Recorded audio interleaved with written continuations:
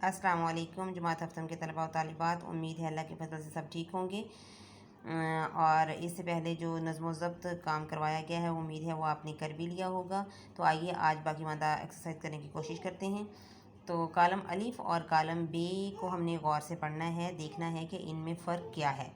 पहले कालम में पुलिस ने चोर को गिरफ़्तार कर लिया, दूसरे में है चोर को गिरफ़्तार कर लिया गया। यहाँ पर फ़र्क क्या है?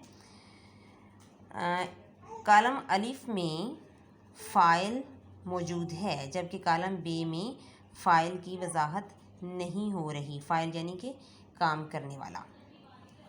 तो बेटा ऐसे जुमले जिनमें फ़ाइल मौजूद हो, फ़ाइल की वजाहत हो रही हो, वो फ़ेल मारूफ़ कहलाते हैं, जबकि जिनमें फ़ाइल मौजूद ना हो बज़ाहिर तो उनको फ़ेल मजहूल कहा जाता है।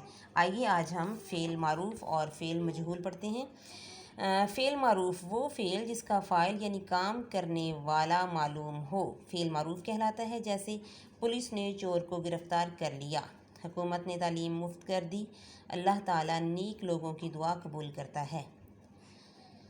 ये तीनों मिसालें बेटा आप लोगों की किताब से ही ली गई हैं। आज की जो एक्सरसाइज है उसी में से। मंदरजा वाला मिसालों में पुलिस, हुकूमत और अल्लाह ताला फ़ाइल वाज़िह हैं, इसीलिए ये जुमले फ़ेल मारूफ़ कहलाएंगे। जबकि फ़ेल मजहूल जो है वो फ़ेल जिसका फ़ाइल मालूम ना हो फ़ेल मजहूल कहलाता है। जैसे चोर को गिरफ़्तार कर लिया गया, तालीम मुफ्त कर दी गई, नेक लोगों की दुआ कबूल की जाती है। इन तीनों फ़िक्रात में फ़ाइल वाज़िह नहीं है, इसलिए ये फ़ेल मजहूल कहलाएंगे। इसी तरह बेटा अगले सफ़े पर 4 मिसालें और दी गई हैं। उनमें से आपने फ़ेल मारूफ़ और फ़ेल मजहूल की निशानदेही खुद करनी है। थोड़ा सा गौर करें तो बहुत आसान काम है। उसने बहुत से मेहमानों को मदऊ किया। मदऊ करना बुलाना होता है, दावत देना होता है। उसने किया, उस यानी फ़ाइल मौजूद है तो फ़ेल मारूफ़ हुआ। ताख़ीर से आने वाले तालिब इल्मों को जुर्माना किया जाता है। कौन करता है जुर्माना, इसकी वजाहत नहीं दी गई। तो यहाँ आप खुद सोचें फ़ेल मारूफ़ बनेगा या फ़ेल मजहूल का हिस्सा बनेगा। चावल की फसल काटी जा चुकी है, किसने काटी है? वाज़िह नहीं हो रहा। किसान खेतों को सैराब करता है, सैराब करने वाला कौन है? किसान है, यानी फ़ाइल मौजूद है। तो फ़ेल मारूफ़ बनेगा या फ़ेल मजहूल बनेगा? इनकी आपने निशानदेही करनी है और फ़ेल मारूफ़ को फ़ेल मजहूल में और फ़ेल मजहूल को फ़ेल मारूफ़ में तब्दील करने के साथ साथ 5 जुमले और बनाएंगे आप खुद से। उनको फ़ेल मारूफ़ को फ़ेल मजहूल में और फ़ेल मजहूल को फ़ेल मारूफ़ में तब्दील करेंगे। तो प्यारे बच्चों, इसके अलावा नज़्म व ज़ब्त के सवालात और जवाबात आपने तहरीर करने हैं। नज़्म व ज़ब्त का मफ़हूम क्या है? तो आप आगाज़ में ही पढ़ चुके हैं कि नज़्म व ज़ब्त दो लफ्ज़ों नज़्म और ज़ब्त का मजमुआ है, जो दोनों अरबी ज़ुबान से लिए गए हैं। नज़्म के मानी लड़ी में परोना यानी तरतीब देना, और ज़ब्त के मानी है रुकावट। तो इसका मतलब हुआ अपने कामों में किसी कानून और कायदे की पाबंदी करने का नाम नज़्म व ज़ब्त है। ज़ाती मफादात और ख्वाहिशात को रोक कर अपनी सलाहियतों को किसी आला नस्बुलैन की खातिर मुनज़्ज़म करना नज़्म व ज़ब्त कहलाता है। तो आप अपने अल्फाज में बेहतरीन जवाब देंगे।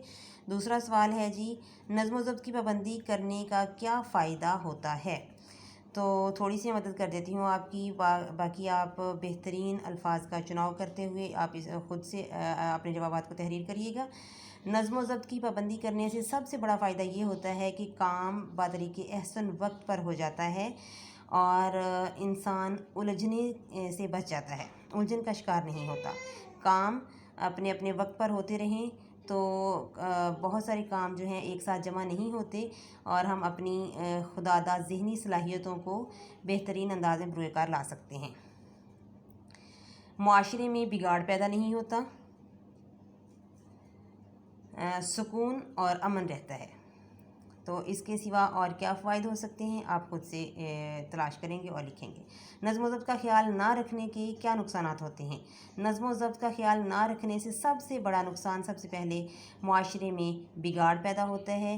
काम एक वक्त का काम एक वक्त पे नहीं किया, मुनज़्ज़म अंदाज में नहीं किया, दूसरे वक्त पर चला गया, दूसरे वक्त का काम भी अपनी जगह पर खड़ा है। बहुत सारे काम एक साथ जमा हो जाते हैं, उनको जल्द अज जल्द करने की दौड़ में फिर जब वक्त पर आन पड़ती है तो जल्द अज जल्द करने की दौड़ में हम बातरीके अहसन अंजाम नहीं दे पाते, तो जो कि बिगाड़ और उलझन का शिकार हो जाता है इंसान।